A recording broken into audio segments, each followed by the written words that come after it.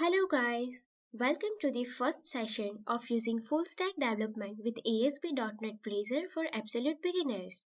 My name is Priyanshi and I will be Nilay's voice for this course. In this session, we will see what we will learn throughout the series and we will see from where we can get related resources like code projects and links to other resources. Talking about Nilay, Nilay Mehta is currently a software engineer at Thomson Reuters. He is from Ahmedabad, India, and having 3 years of industrial experience. He has a passion for learning and advocating new technologies such as artificial intelligence and machine learning. You can read the blog and other tutorials created by Nilay by visiting website amnilay.com. Well, what will be included in this series? Throughout this series, I will create various projects for each kind of hosting model supported by Blazor, in which I will try to cover almost all the features of Blazor. We will see all the features mentioned in the introduction video throughout this series. Where are the resources? All projects that I will create, those will be available on GitHub.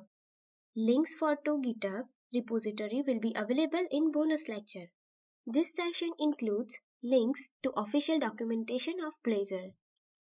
Bonus lecture also contains discount coupons to my other courses available on Udemy. Other external resources to download files and software will be added in the lecture itself. Now, how to ask questions? Please feel free to ask questions and clear your doubts. I suggest you to post a question in the question and answer section instead of message, so that another student who has the same doubt can find the question easily and I can track your question too. If question content is sensitive to you, your project or company, you can send me a message. I suggest you to watch all the videos in sequence, not to jump on any sessions, and also try to create by your own self after watching the video, because no one can learn by just watching videos, right?